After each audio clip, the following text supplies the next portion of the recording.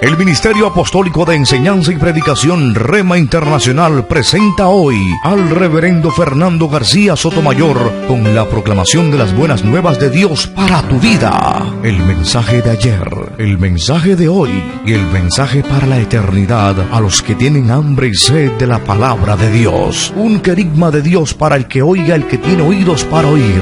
Escuche el dabar del Eterno a las naciones. Ahora es el tiempo para recibir el rema del Espíritu Santo a tu espíritu. Escuchemos con fe la memra del Señor para el alma.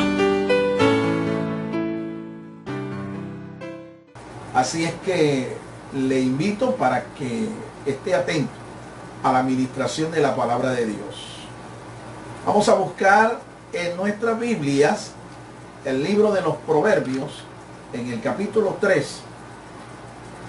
Libro de los Proverbios, capítulo 3, verso 11. Y escuchemos atentamente lo que nos dice la palabra inspirada del Señor. Proverbios capítulo 3, verso 11. No deseches, hijo mío, la disciplina de Jehová, ni te resientas por su reprensión. Amén. Son palabras del Espíritu Santo inspiradas al rey Salomón, quien escribe este proverbio. Vamos a escucharlo nuevamente. Capítulo 3, verso 11. Esta va a ser nuestra base bíblica para esta disertación. No deseches, hijo mío, la disciplina de Jehová, ni te resientas por su reprensión. Amén. Dios nos bendiga por su santa palabra.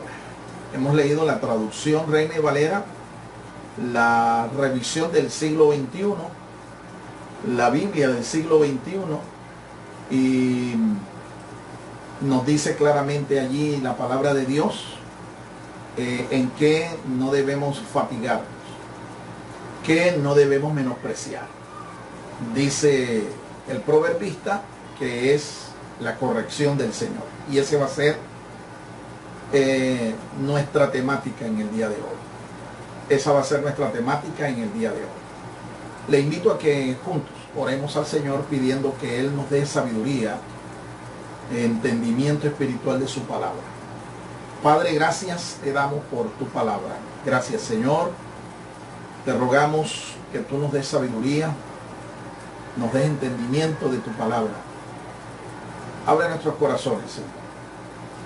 Permite, Padre, que por la iluminación de tu Espíritu nosotros podamos tener un corazón entendido de tu palabra. Guíanos, Señor, hacia todo aquello que es sano, que es verdadero, que es correcto, que es edificante, que contribuya a nuestra fe y contribuya a nuestro crecimiento y madurez espiritual. En el nombre de Cristo Jesús. Amén, amén y amén. He titulado esta disertación El poder de la corrección. El poder de la corrección. Este es el llamado que nos hace aquí el sabio Salomón, inspirado del Espíritu Santo, a no fatigarnos, a no menospreciar la disciplina que nos va a corregir, la disciplina que va a producir frutos espirituales en nuestra vida, a no desecharla, sino a estimarla y a aprovecharla al máximo. Vamos a escuchar unos pensamientos que nos van a introducir en los argumentos principales de esta disertación. Ponga mucha atención porque hoy definitivamente, así como hemos orado para que Dios nos hable, Dios nos va a hablar. Nos va a hablar a través de su palabra. Una de las tareas más difíciles de un dirigente o mentor es corregir. Así como lo escuchó. Nosotros como mentores espirituales, como pastores, consejeros, predicadores, maestros, líderes espirituales, tenemos por delante una agenda muy grande de oficios, de servicios en el reino de Dios, en nuestro ministerio.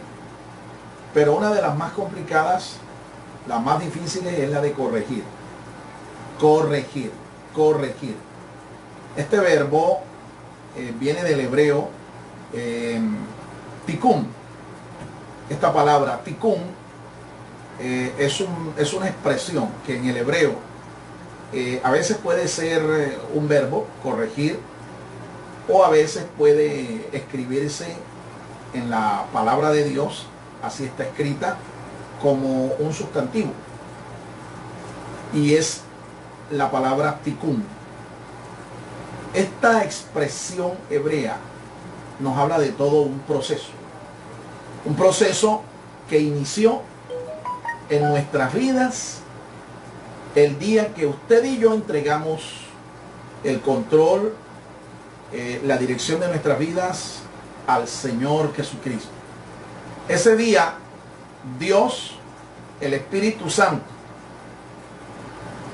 guiado por la sabiduría y el designio de Dios nuestro Padre, el Espíritu Santo comenzó en nosotros un proceso de corrección en nuestra vida. ¿Corregir qué? Es la pregunta. Corregir la imagen de Jesucristo en nosotros, la imagen moral del Señor en nosotros hasta el día de su venida. Una tarea en la que definitivamente el Espíritu Santo está empeñando todo su poder. Usted y yo estamos sometidos a un proceso de corrección espiritual, un proceso de progreso en el que esa imagen moral y espiritual que tenía la raza humana desde el principio fue distorsionada, por así decirlo, fue opacada, fue degenerada por el pecado. Cuando nuestros padres, nuestros primeros padres pecaron, esa imagen moral que teníamos del Hijo de Dios se distorsionó. Pero cuando el Señor llega a nuestras vidas, ese proceso, podemos decir, se reinicia. Se reinicia.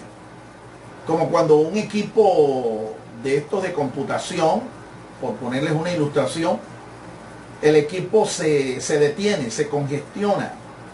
Y entonces nosotros lo apagamos y reinstalamos el proceso de inicio.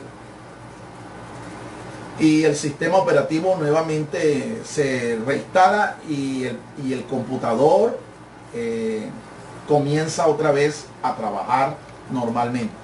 Efectivamente, es un proceso de corrección el que Dios empieza en nuestra vida.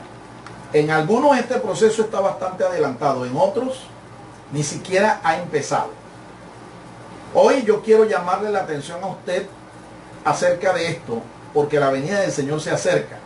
Y cuando el Señor venga por su iglesia, una de las cosas que Él va a hacer es fijarse si en las personas, aquellos que dicen que son creyentes, aquellos que dicen que creen en Dios, incluso forman parte de una iglesia, realmente en ellos la imagen de Jesucristo está presente. Porque si no está la imagen del Señor presente en aquellos que Él quiere arrebatar para llevar a su presencia y ser parte de su reino, no se van a ir con Él.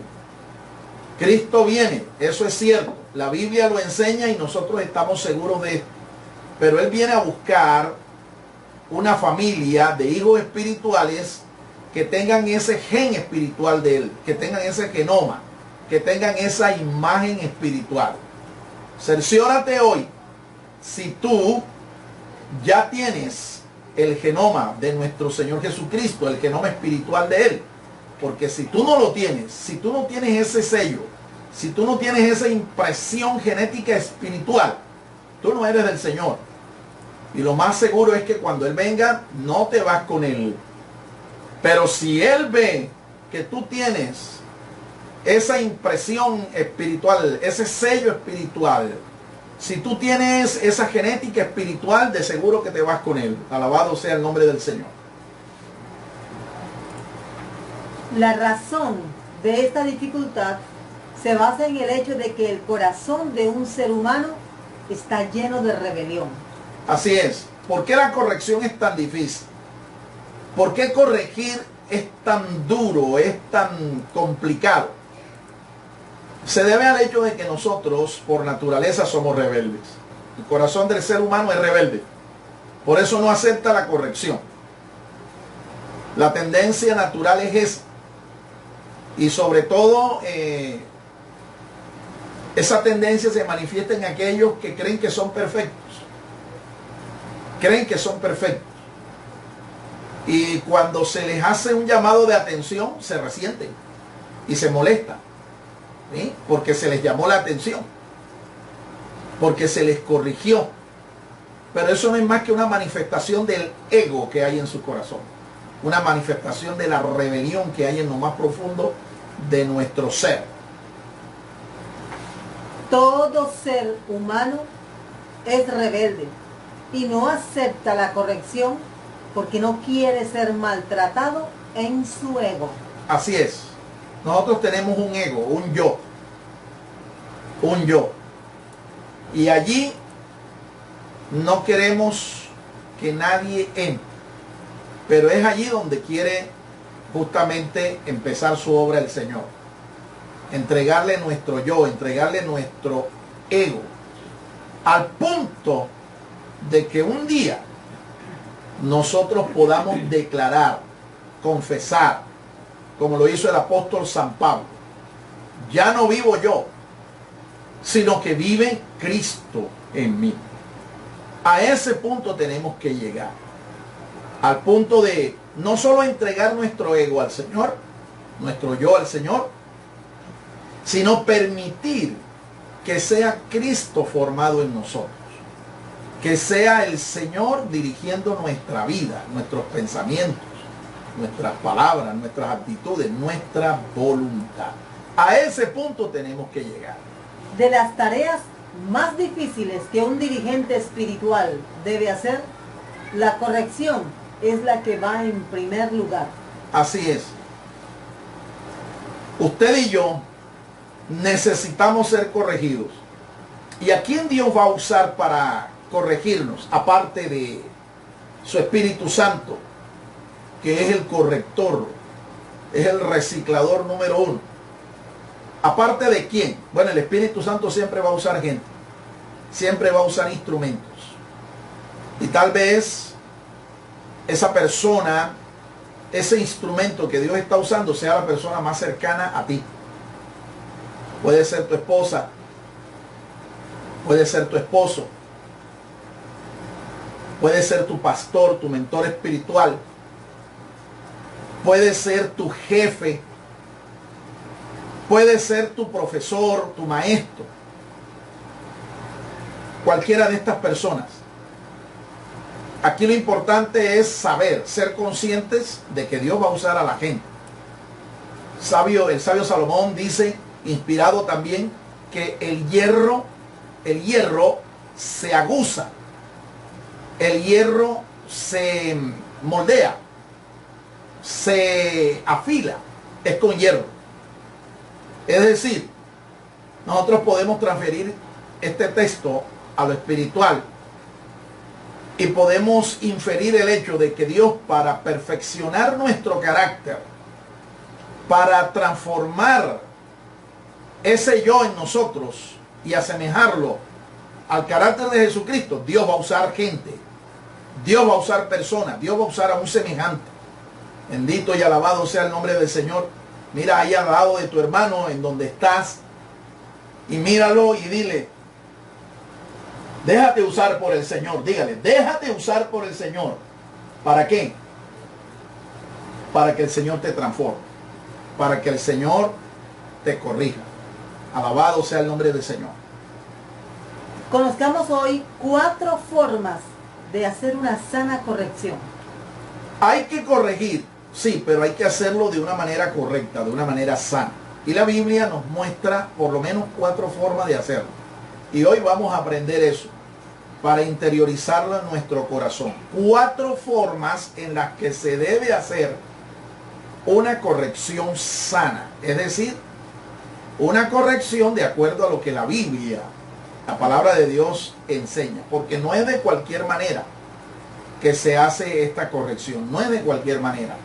La Biblia especifica con claridad de qué manera se debe hacer, y por lo menos hoy vamos a aprender 4 formas. Número 1. La corrección se hace en amor.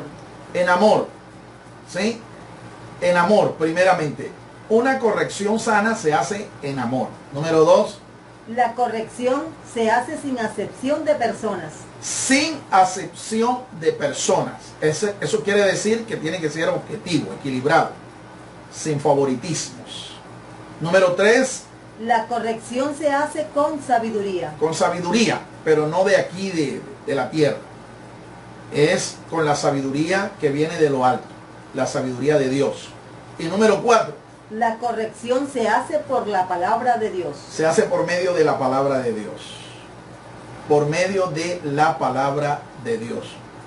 San Pablo lo dice claro cuando él le escribe a Timoteo. La palabra de Dios es útil para enseñar, para redarguir y para corregir. Corregir. Y dice también que es útil para instruir en justicia, a fin de que nosotros, los hijos de Dios, seamos perfeccionados para toda buena obra.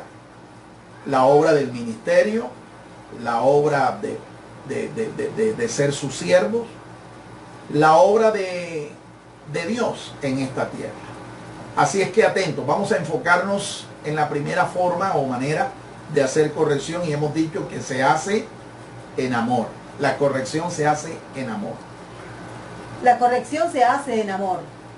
El que corrige debe hacerlo con expresiones de ternura. Primero los Tesalonicenses 2:7. Vamos a leer ese texto inspirado al apóstol San Pablo. Primera los Tesalonicenses capítulo 2 verso 7. Y allí nos está ratificando el apóstol que esta tarea de corregir se hace en amor. Y al hacerlo tenemos que usar palabras, pero palabras rodeadas de dulzura, palabras rodeadas de ternura. Escuchemos lo que dice el autor inspirado. Más bien, entre vosotros fuimos tiernos, como la nodriza que cría y cuida a sus propios hijos. Cuando un niño está en el proceso de lactancia, en el estado de lactancia, el niño es un infante todavía, la persona es un infante, normalmente los padres, cuando tienen recursos, le asignan a una mujer o a un hombre, así se hacía en la antigüedad también, para el cuidado del niño, la atención del niño. Esto se hacía muchas veces porque ni el padre ni la madre podían dedicarse a estos cuidados, o porque estaban inhabilitados, imposibilitados para hacerlo. Bien, cuando se designaba a una persona se le llamaba nodriza, la nodriza o la nana, ¿sí? La nana o nodriza. Y cuando se designaba a un hombre se le llamaba ayo, se le llamaba ayo, un ayo o un instructor de niños, un pedagogo de niños.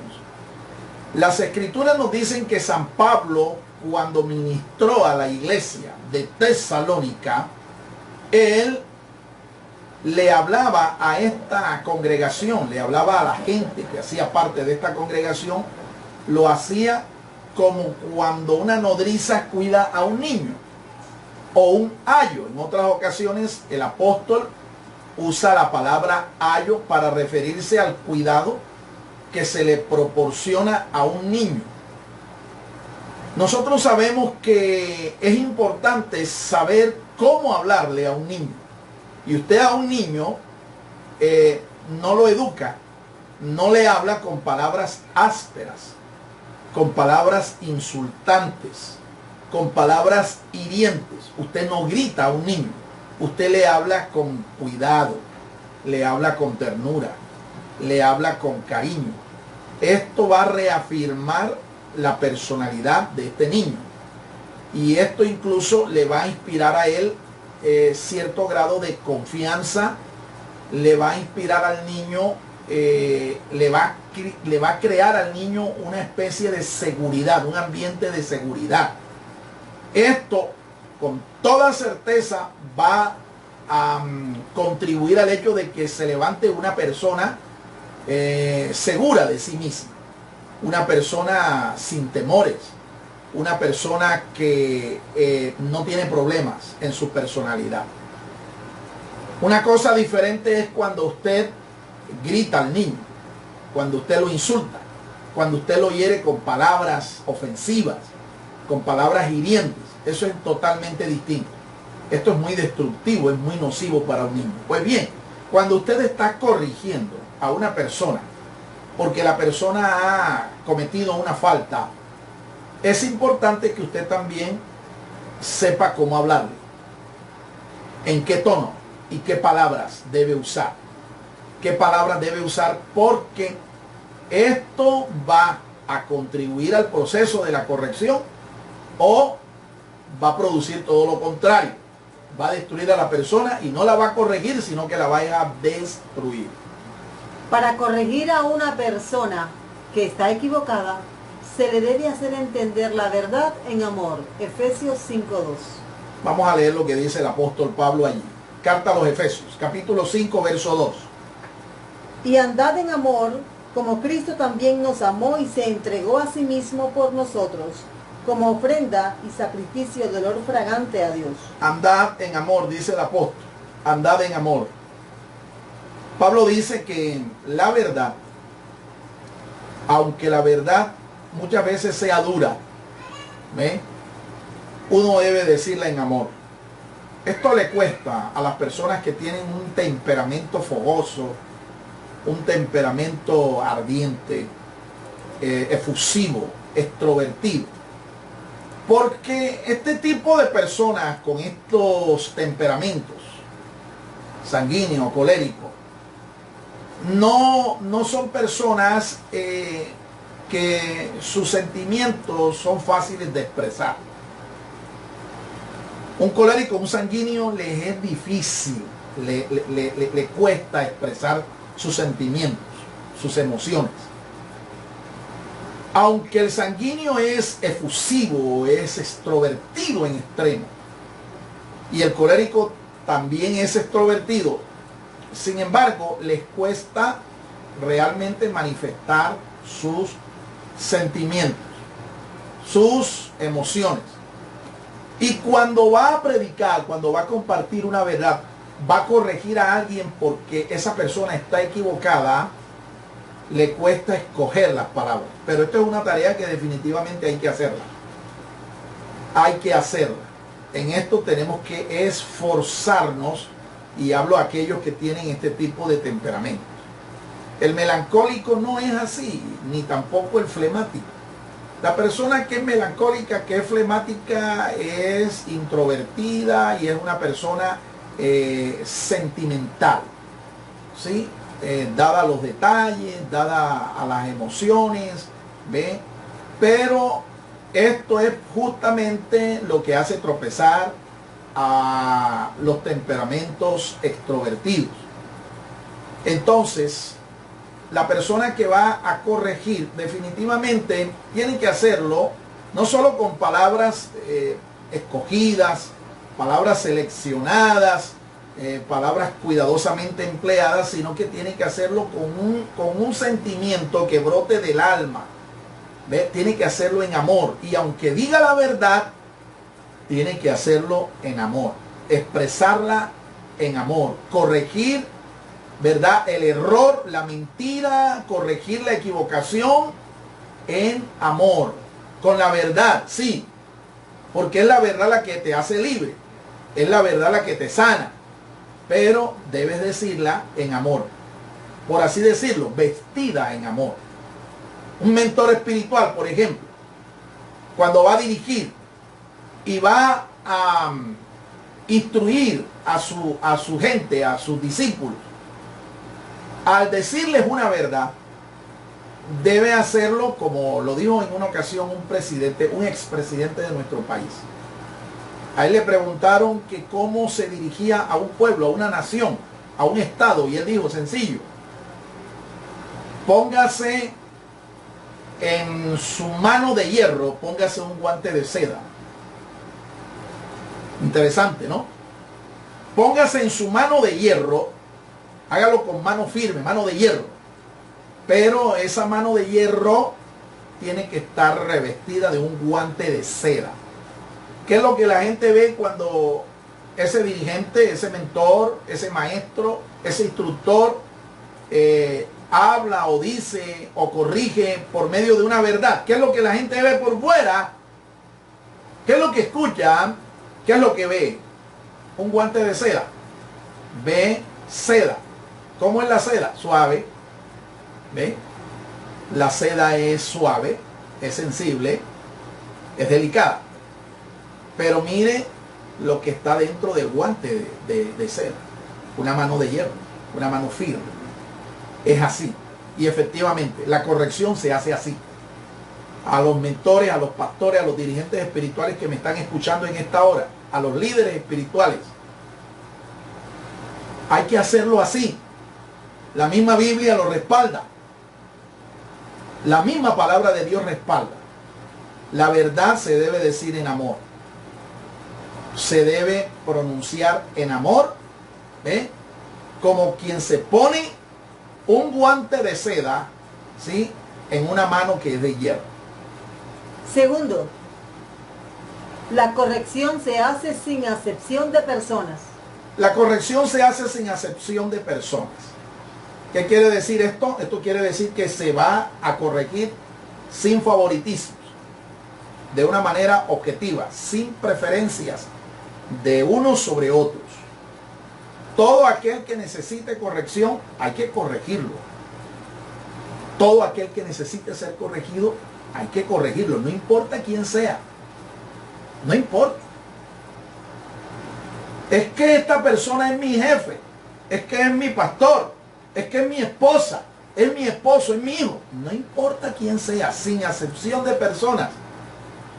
Si la situación, si la condición de esa persona amerita que se le corrija, hay que hacerlo. La corrección debe hacerse aunque a las personas que se les vaya a hacer tenga vínculos familiares con el que la hace. El rey Asa depuso a su propia madre reina. Segundo libro de Crónicas, capítulo 15, verso 16. Así es. La Biblia nos habla de la historia de un rey piadoso en el reino de Judá, llamado Asa. Este hombre fue uno de los reyes más piadosos que tuvo el reino del sur, el reino de Judá, cuya capital era Jerusalén. El rey Asa, durante su tiempo de reinado, él emprendió unas reformas, unos cambios. Él empezó a corregir ciertas conductas, ciertas actitudes. Comenzó a corregir la impiedad de su pueblo, la impiedad de su gente. Y entre esas personas estaba su propia madre. Y cuando Asa intentó corregir una costumbre impía en su propia madre, esta mujer era idólatra, tenía una imagen de una divinidad pagana y la tenía aún dentro de lo más íntimo, de la casa de Dios, y aún esta mujer, repito, adoraba a estas divinidades paganas. Y Asa requirió a su madre, le inquirió para que se deshiciera de él, pero no quiso la dama, ¿sí? la madre reina, o la reina madre. No lo quiso hacer. ¿Qué hizo Asa? La depuso del cargo, la quitó. ¿Ven? Asa no tuvo que ver con que era su mamá, su propia madre, y la depuso. ¿Ven? Porque cuando tú vas a hacer corrección, tú no puedes permitir que un lazo sanguíneo, un lazo familiar te impida hacerlo. Tienes que hacerlo. Por eso lo dije aquí, y lo dije con claridad. No importa que la persona a la que tú vayas a corregir sea una persona vinculada sanguíneamente contigo, tenga un lazo familiar contigo, no importa. Sigamos el ejemplo de Asa. Vamos a escuchar lo que dice el libro segundo de las Crónicas, en donde allí está registrado el hecho de que Asa depuso a su propia madre por razón de que era una mujer idólatra y no aceptó la corrección. También depuso a Maaca, madre del rey Asa, de ser reina madre, porque ella había hecho una cosa monstruosa, una imagen de acera. Asa destruyó la monstruosa imagen, la desmenuzó y la quemó junto al arroyo de Cedrón. Ahí está registrado el hecho, eso es historia sagrada, eso es palabra de Dios. Y miren la forma como Asa lo hizo. Asa fue un hombre que hizo corrección sin acepción de personas. Creo que en muchos ministerios, en muchos lugares, en muchas iglesias, no se hace corrección porque existe este prejuicio y este prejuicio se impone, ¿sí?, sobre aquel que tiene que hacer la corrección. No lo hace porque la persona a la que tiene que corregir a lo mejor es muy cercana, es familiar suyo. Es un hijo, es una hija, ¿ven? Es una esposa, un esposo o alguien muy cercano, muy vinculado familiarmente a la persona que debe hacer la corrección. Y por eso pues muchas veces no se hace. Entonces se cae en este terreno del favoritismo, de la acepción de personas, y se entorpece la obra de Dios. La corrección debe hacerse aún a las personas que están en eminencia, seguido o menores en edad cronológica del que corrige. Escuche, a veces la corrección tiene que hacerse a personas que están en puestos de autoridad. Están en lugares de eminencia, son autoridades. Y aunque están allí, están en esos lugares de preeminencia, aunque muchos de ellos presiden, hacen mal las cosas. Y eso merece corrección. Merece incluso una investigación y hasta un proceso disciplinario, sancionatorio.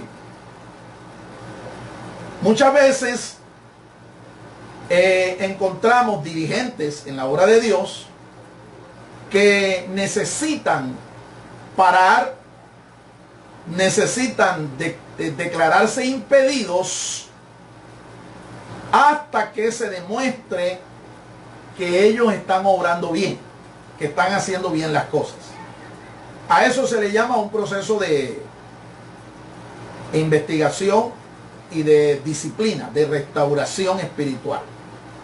Pero muchas veces el problema es que el dirigente, la persona que está al frente, el que está en eminencia, el que está en autoridad, hace las cosas mal, procede mal, pero no hay nadie que se atreva a disciplinarlo, a corregirlo, porque le tienen temor.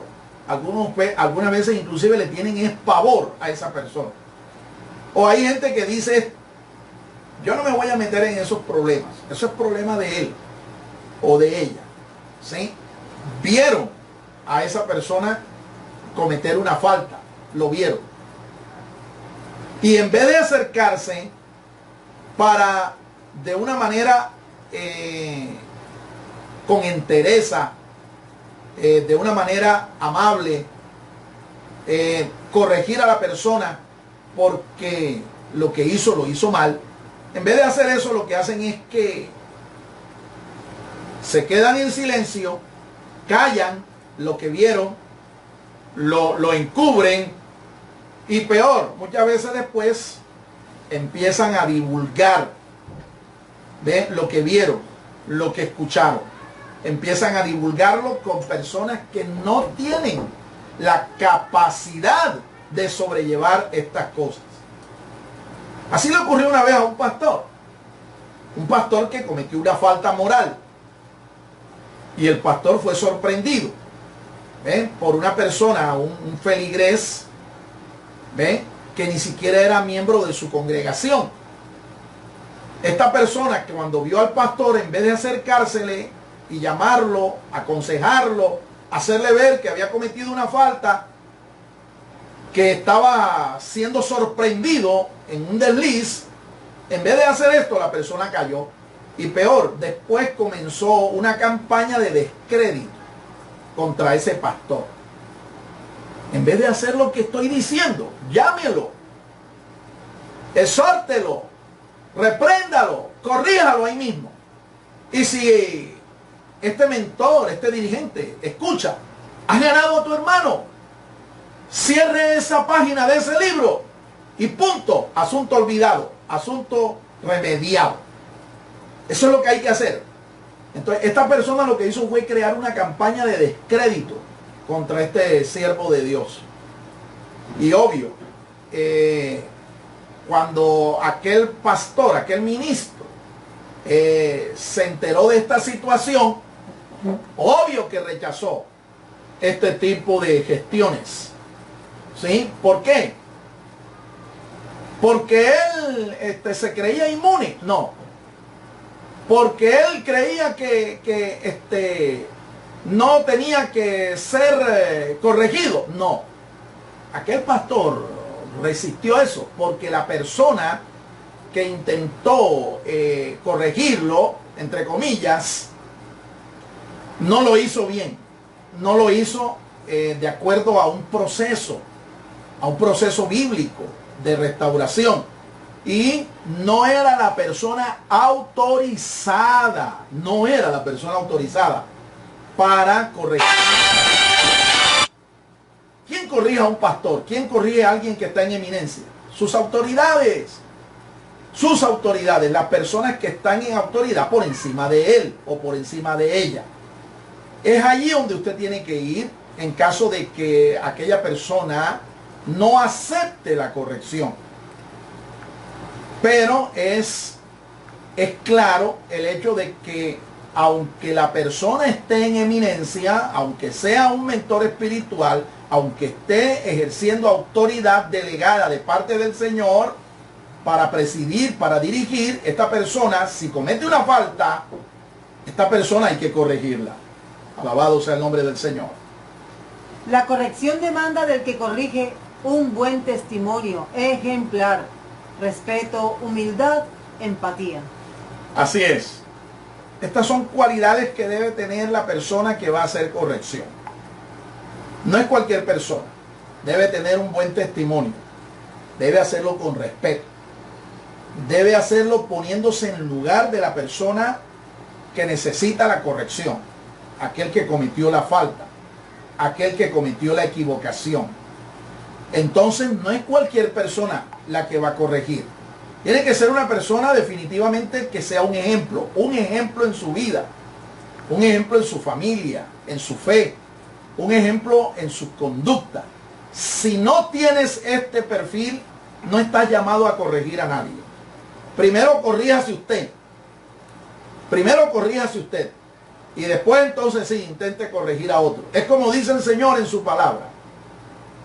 ¿Tú qué haces condenando a un hermano cuando lo miras y ese hermano tiene una pajita en su ojo? Cuando tú tienes un horcón, una viga en tu propio ojo. Hay gente que pretende eso, ¿sabe? Hay gente que pretende arreglarle los problemas a la humanidad, a todo el mundo. Pero él tiene más problemas que un libro de matemáticas. No tiene autoridad. No es un ejemplo, no tiene testimonio como para hacer esta tarea. Esta tarea entonces la tienen que hacer personas con este perfil. Voy a repetir el perfil que debes tener para poder hacer corrección. No importa a quién, no importa cuándo, ni a qué persona. Escucha. La corrección demanda del que corrige un buen testimonio. Buen testimonio. Un ejemplo. Respeto. Respeto. Humildad. Humildad. Empatía. Empatía. Esto de la humildad es porque tú debes considerarte. Tú debes considerarte a ti mismo. No sea que usted también un día se equivoque, cometa una falta y necesite corrección. ¿Ve? Eso es humildad, eso es mansedumbre. Hay un mensaje titulado en este canal, Rema-al-Medio TV Net, con ese título, y que es una disertación sobre este tema. Está titulado Con espíritu de mansedumbre. Le invito para que usted lo vea. Con espíritu de mansedumbre. Es la actitud que se debe tener cuando se va a hacer corrección. Debe hacerse con humildad, con mansedumbre, considerándote a ti mismo. No sea que tú también seas tentado y un día necesites ser corregido. Tercero, la corrección se hace con sabiduría. Con sabiduría. Y no es sabiduría terrenal. Escuchen, no es con libros de psicología, no es con libros de terapia aquí motivacional que tú vas a hacer la corrección. La corrección se hace con la sabiduría que viene de lo alto, la sabiduría de Dios. El que corrige debe poseer sabiduría práctica y no tan solo conocimiento teórico. Oiga esto, hay una diferencia entre poseer un cúmulo, una nube de conocimientos bíblicos, conocimientos psicológicos, y poseer sabiduría práctica, sabiduría que viene del cielo. Hay gente que tiene mucho conocimiento, pero tiene poca sabiduría. ¿Y cómo sabemos la diferencia entre una cosa y otra? Mire, es sencillo, se lo voy a ilustrar de esta manera. Hay psicólogos, ¿ve?, que tienen una profesión, tienen maestría, tienen doctorados en psicología, psicología clínica, psicología, en fin, de todo tipo, especializados, tienen un cúmulo de conocimiento, tienen títulos, tienen cartones de todo tipo. Pero resulta que ellos mismos no han sido capaces de resolver sus propios problemas. ¿Qué hace entonces una persona llena de conocimiento tratando de ayudar a alguien en un problema de tipo personal, de un problema de tipo psicológico, si esa persona está más atada que aquel escapista famoso en la historia llamado Houdini?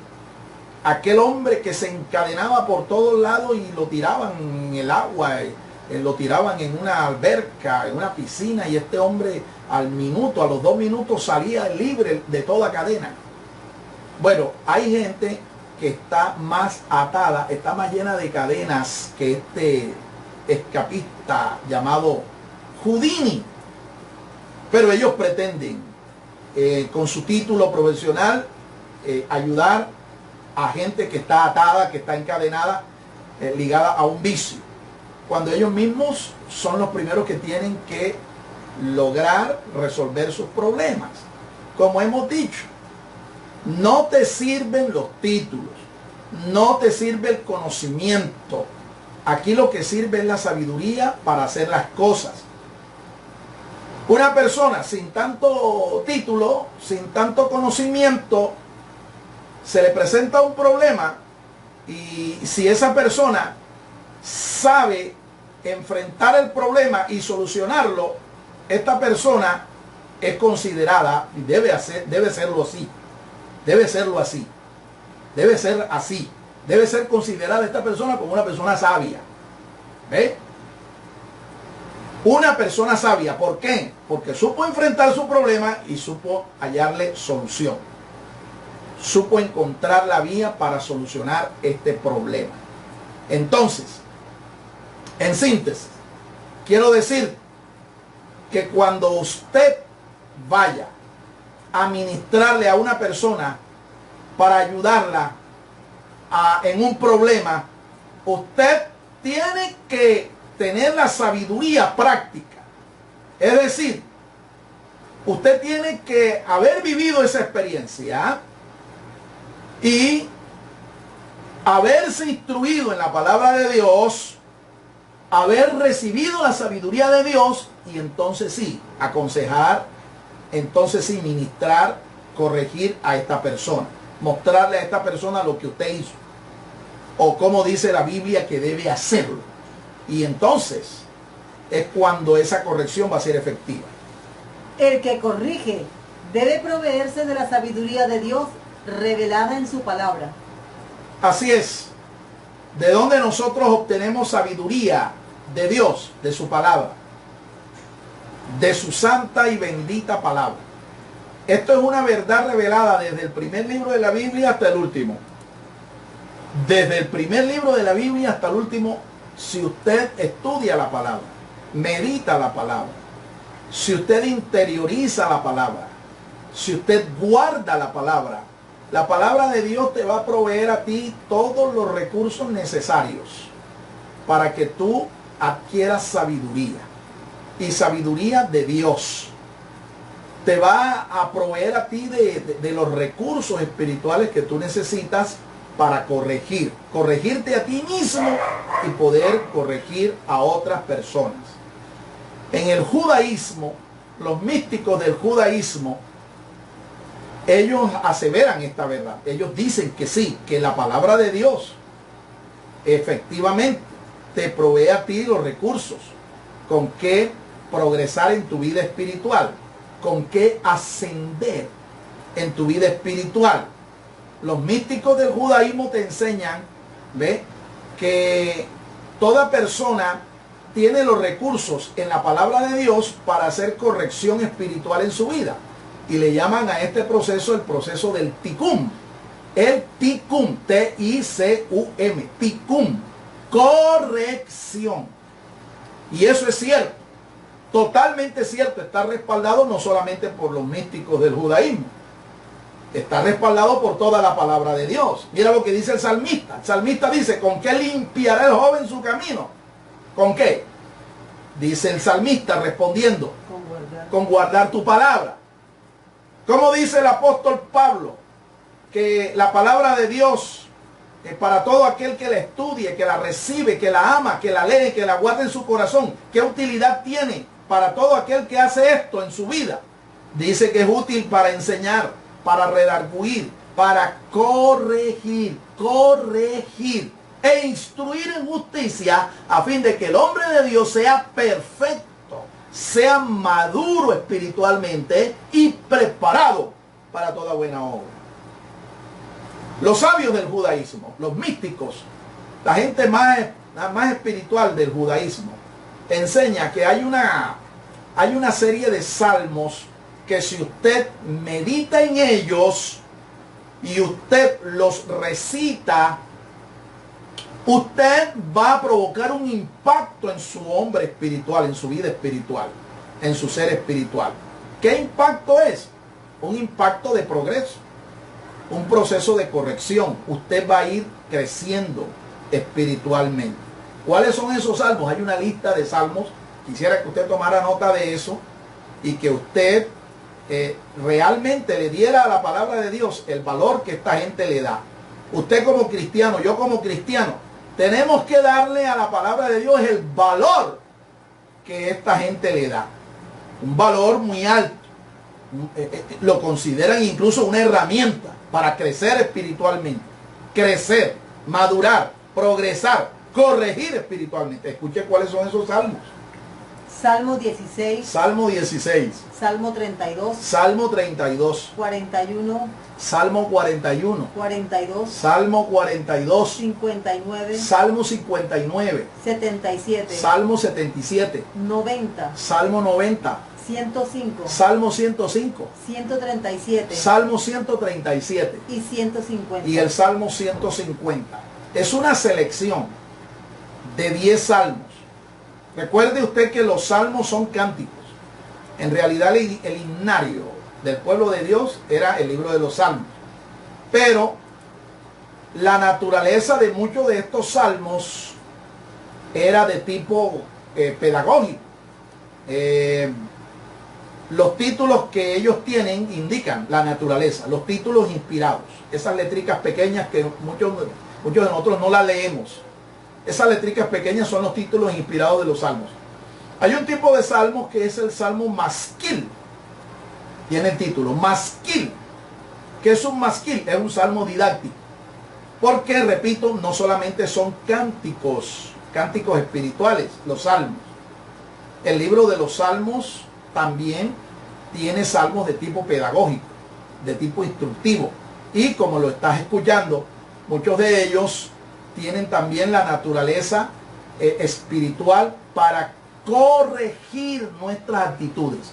Ellos recomiendan estos salmos especialmente para problemas que tienen, para personas, repito, para personas que tienen problemas de tipo moral, de tipo sexual. Quieren alcanzar la victoria, quieren madurar, quieren tener victoria sobre este tipo de faltas, de pecados. Entonces ellos recomiendan que se medite, que se estudie, que se reciten estos salmos. Yo creo que es verdad, yo creo que es cierto, yo creo que esto realmente es así, porque la Biblia, el resto de la Biblia, así lo confirma. La palabra de Dios tiene poder espiritual para corregir, pero esta palabra hay que aplicarla, esta palabra hay que meditarla, esta palabra tenemos que hacerla parte de nosotros si realmente queremos que ella surta ese efecto. Bendito y alabado sea el nombre del Señor. La sabiduría para corregir debe ser patrimonio de un siervo de Dios. Así es. Un siervo de Dios, un ministro de Dios, entre sus muchas tareas, entre sus muchas formas de servicio, está la de ser un consejero. Un consejero. Alguien en quien esté el consejo de Dios en un momento de necesidad, y que cuando nosotros acudamos a Él, no solamente escuchemos palabra espiritual, una predicación, una enseñanza, sino que podamos recibir también de esta persona un sabio consejo para ayudarnos a crecer, para ayudarnos a madurar, para ayudarnos a corregir. Por eso es importante que cada ministro se comprometa con la palabra de Dios. Se comprometa a ser realmente un siervo de Dios, un ministro de la palabra de Dios. Porque es por medio de la palabra que nosotros podemos aconsejar, podemos ayudar, podemos corregir a todo aquel que lo necesite. La sabiduría que se necesita para corregir la podemos derivar de un fruto de la experiencia de la vida y de situaciones vividas en el Señor. Así es. Los consejeros más efectivos son aquellos que son consejeros experimentados, no solamente por sus años de vida, sino por las experiencias que han vivido en el Señor. Un pastor experimentado, un ministro, un siervo de Dios experimentado, un creyente experimentado, es decir, una especie de anciano espiritual, no anciano de días, anciano de años, anciano de meses, no necesariamente. Hay muchos jóvenes que tienen este perfil, jóvenes de edad, jóvenes de años que tienen este perfil, son ancianos espirituales porque son gente que se ha metido a buscar a Dios, personas que se han metido a buscar la presencia de Dios, y Dios los ha dotado de sabiduría y les ha permitido vivir experiencias personales con Él. Dios les ha permitido vivir experiencias personales con Él. Estas personas tienen la dotación para poder proveer corrección, poder proveer un consejo. Entonces, esto lo podemos lograr cualquiera de nosotros. ¿Cómo lo logramos? Métase con Dios, busque a Dios, viva experiencias en el Señor, y esto le va a ayudar para poder ayudar a otros. Porque esta es la idea. Si nosotros somos ayudados, si Dios nos permite vivir experiencias con Él, es para ayudar a otros que lo necesiten. Busque cuando usted necesite de un consejo, cuando usted necesite de una corrección, busque gente experimentada y gente sabia en el Señor. No busque a cualquiera. No busque a cualquiera. Busque a gente experimentada, gente que haya vivido realmente experiencias con Dios, que le hayan educado, que le hayan ayudado, que le hayan edificado, y busque gente que esté realmente viviendo en santidad, en comunión con Dios. La corrección siempre será apreciada por la gente que ama la sabiduría de Dios. Proverbios 9:8. Así es. ¿A quién tú debes corregir? A gente que ame la corrección, gente que ame la sabiduría de Dios. No es a todo el mundo. Aquí hay una pista muy importante para aquellos que quieren aconsejar, que quieren corregir. ¿Sí? Hágalo a personas que lo soliciten. No se ande ofreciendo por allí como que yo soy el terapeuta, yo soy el consejero, búsquenme que yo sí tengo palabra, yo sí tengo unción, sí tengo conocimiento, yo sí tengo el título. No, espere que la gente lo solicite, espere que la gente lo haga, para que no le ocurra esto que dice aquí Salomón. Escucha lo que dice el sabio, el rey Salomón, en este proverbio. El que corrige al burlador se acarrea vergüenza, y el que reprende al impío se acarrea afrenta. Dice, no reprendas al escarnecedor para que no te aborrezca. Corrige al que es sabio, y ese sabio te amará. Así dice la traducción de Reina y Valera. No reprendas al escarnecedor, no lo corrija al que es carnal. ¿Me entiendes? Dice, corrige al que es sabio, ese te amará. Alabado sea el nombre de Dios. Y no solo te amará, sino que apreciará, valorará el consejo que tú le das. Valorará la corrección que tú le hagas. Alabado sea el Señor. Entonces, no se ande por ahí ofreciendo, más bien espere que la gente lo solicite, que busque su consejo, y entonces usted, con toda amabilidad, con todo amor, con toda ternura, usted proporciónele el consejo que la persona necesita. Cuarto, Número 4. la corrección se hace por la palabra de Dios. Escuche, la corrección se hace por medio de la palabra de Dios. El que La corrige, palabra de Dios. La palabra de Dios. No es el consejo ni las palabras de Sigmund Freud, de Carl Jung, de ninguno de estos psicólogos, Carl Rogers, ni de Víctor Frank. No. Es la palabra de Dios. La palabra inspirada de Dios, la que la gente necesita oír, aplicar, recibir para corregir sus errores, corregir sus faltas. La palabra de Dios. La corrección se hace por medio de la palabra de Dios. el que corrige debe aprender a razonar en la palabra de Dios. Razone en la palabra de Dios. Razonar es inquirir, entrar a cuentas, discutir, dialogar con Dios. Y hay un llamado del profeta. Hay un llamado del profeta inspirado, diciéndole a todos aquellos que son hijos de Dios, Dios los llama, dice, entra a cuentas conmigo. Lo que el profeta está diciendo inspirado es que tú debes razonar con Dios. ¿Y por medio de qué? De lo que Dios ha dicho en su palabra. Tú dijiste, Señor, y entra. ¿En dónde se hace eso? En los tiempos de oración, en los tiempos de meditación.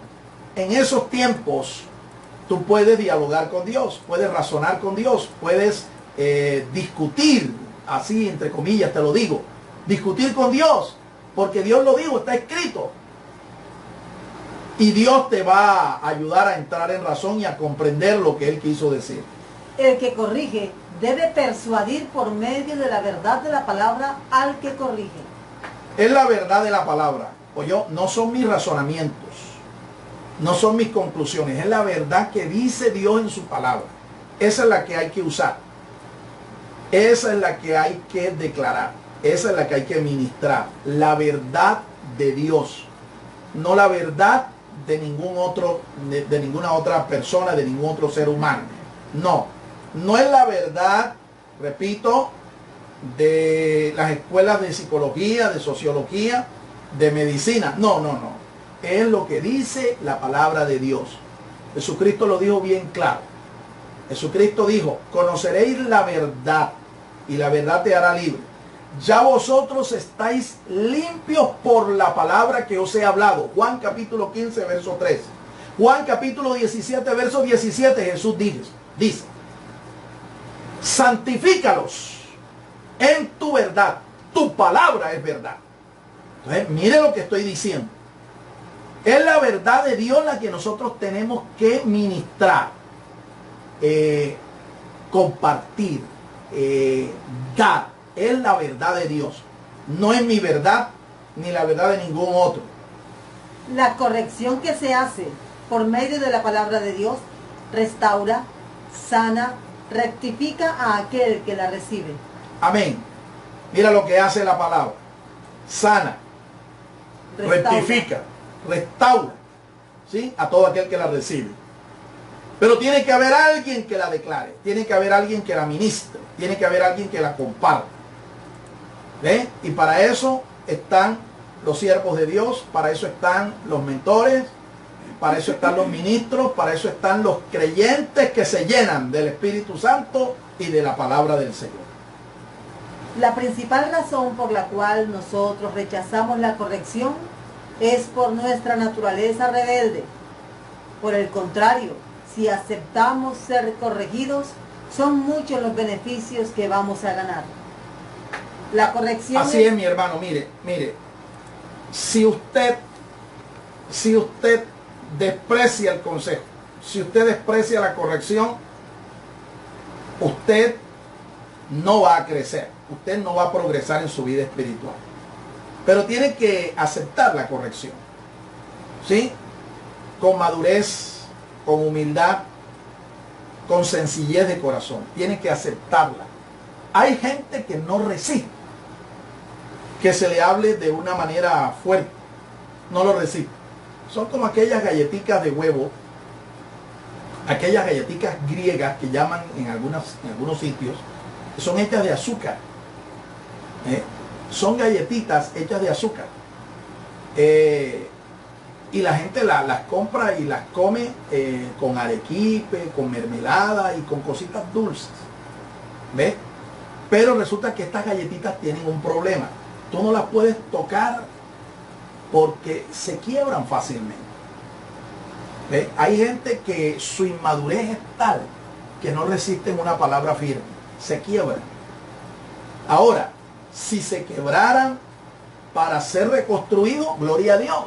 Pero resulta que es que se quiebran para resistir el concepto, resistir la corrección. Por eso a ellos no les beneficia escuchar palabra de Dios. Son gente que parece que tuvieran un corazón como una pared, ¿sí? Y cuando se les siembra la palabra, es como si se tirara una pelotica de caucho contra una pared. ¿Tú sabes lo que sucede cuando se tira una pelota de caucho contra una pared? La pelota rebota. ¿Ves? Así es la palabra de Dios en muchas personas. La resisten de una manera tal que la palabra no les entra. Se les está sembrando la palabra, pero la palabra no les entra porque tienen una mala actitud hacia la palabra del Señor.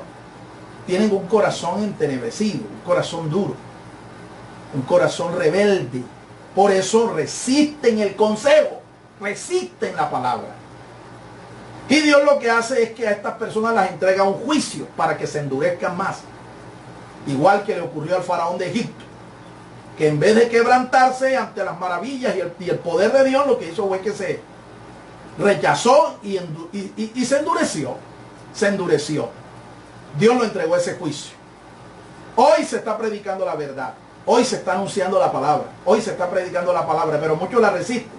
¿Qué sucede con estas personas? Se van endureciendo cada vez más. Se van entenebreciendo cada vez más. Hasta el punto en que ya no hay en ellos nunca una actitud de arrepentimiento. Una actitud de reconocer que necesitan rectificar, necesitan corregir. Bendito y alabado sea el nombre del Señor. La corrección es un proceso necesario en nuestra vida cristiana para poder alcanzar la madurez de nuestro carácter y llegar a ser semejantes a nuestro Señor Jesucristo. Así es. Quiero concluir con esto. Realmente nadie es producto terminado aquí en esta tierra. Nadie. Nadie. Ningún mentor, ningún evangelista, conferencista internacional, apóstol, llámese como se llame. Nadie. Todos estamos en obra negra, como decimos aquí en nuestro país, cuando se está haciendo una obra, una construcción, una edificación, y se está apenas en los detalles fundamentales, primarios. Obra negra. Todos estamos en obra negra. Todos estamos en un proceso de perfeccionamiento. Todos, de una u otra manera, necesitamos ser corregidos. La meta final, ¿cuál es? La meta final es tener la estatura de un varón perfecto, como lo fue nuestro Señor Jesucristo. nuestro Señor Jesucristo fue sometido a este proceso que estoy hablando, a este proceso de corrección. ¿Por qué? ¿Porque Él nació en pecado? ¿Porque era un pecador? No, no señor. Él fue sometido a un proceso de perfeccionamiento porque Él nace en inocencia. Nace a todos los seres humanos en inocencia. Hebreos capítulo 2 enseña esto. Usted puede consultar en su casa. El capítulo 2 de la carta a los Hebreos. Jesús fue perfeccionado y por medio de los sufrimientos padeció hasta aprender la obediencia. Y no solo la obediencia, sino todas las virtudes que debe tener un hombre conforme a la imagen de Dios. Un hombre perfecto, un hombre maduro espiritualmente. ¿Cuál fue el perfil que alcanzó nuestro Señor Jesucristo para ser declarado un hombre perfecto? Porque te aclaro, nunca usted va a encontrar en la Biblia que Jesús nace siendo perfecto. Nació siendo inocente. Nació como hombre. Y como hombre se sometió a un proceso de crecimiento, de madurez espiritual, moral, educativa, etc. En este proceso Él alcanzó la perfección, porque Él, el fruto del Espíritu, lo manifestó durante toda su vida y ministerio. ¿Cuál es el fruto del Espíritu? Amor, gozo, paz, paciencia, benignidad, bondad, fe, mansedumbre, templanza. Él lo manifestó en plenitud. Jesucristo fue un personaje, fue un hombre amoroso, gozoso, paciente, humilde, manso. Él manifestó todas las virtudes. Dios lo perfeccionó y llegó a ser un hombre perfecto. Y resulta que Dios lo establece a él, a nuestro Señor, lo establece como el patrón, como el ejemplo, como la imagen que tú y yo tenemos que alcanzar para ser parte de la familia de Dios, ser parte de su reino. Cuando Jesucristo venga, va a buscar sus clones, va a buscar entre los seres humanos, va a buscar en la iglesia quién tiene ese genoma, quién es su clon perfecto. Y a esos son a los que va a transformar si están vivos, o va a resucitar si están muertos. Va a resucitar su cuerpo mortal. Esa es la medida, esa es la meta final a la que usted y yo tenemos que llegar. Ser semejantes a nuestro Señor. Y este proceso se llama corrección.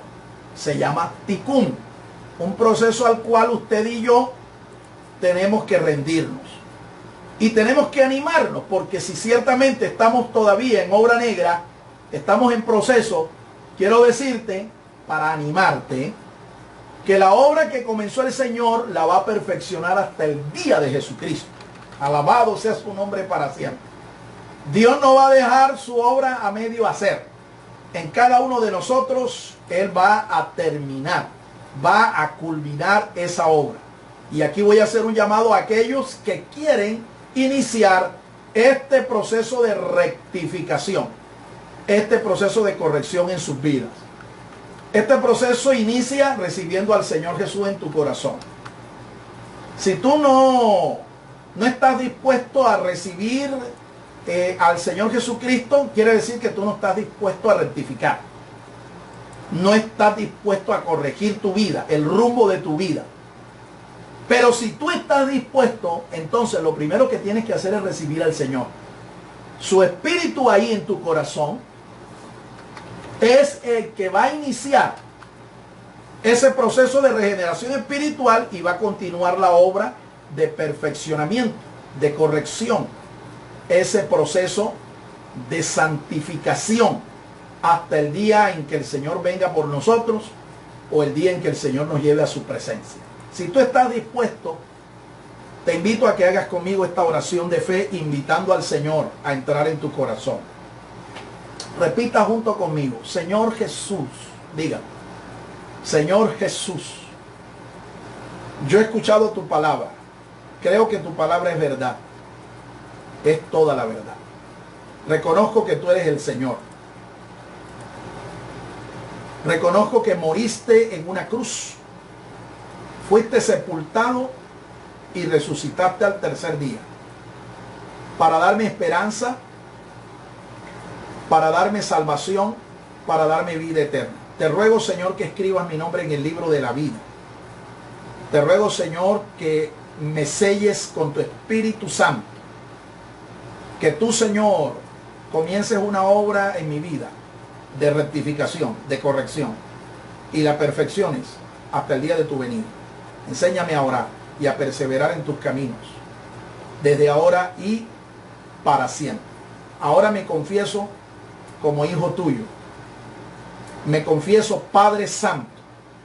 Me confieso como hijo tuyo, por la fe en tu Hijo Jesús de Nazaret. Amén. Amén y amén.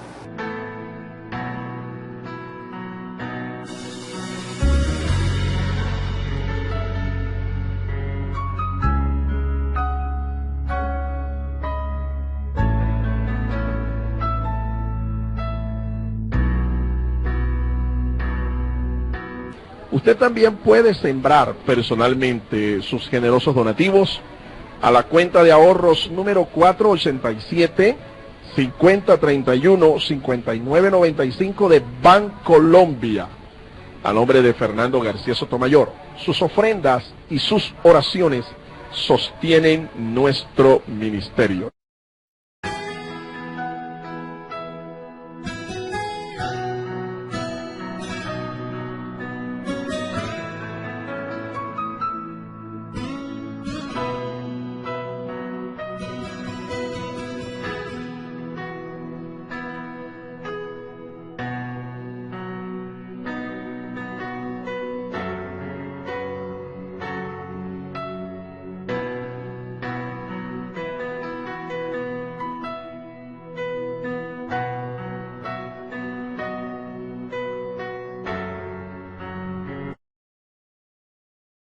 El Ministerio Apostólico Rema Internacional pone a disposición esta predicación. Ofrecemos ministración a simposios, seminarios, campañas evangelísticas, educación globalizada sana y de carácter interdenominacional. Escríbanos a ministerioremainternacional@gmail.com o llámenos al celular 316-270-7181.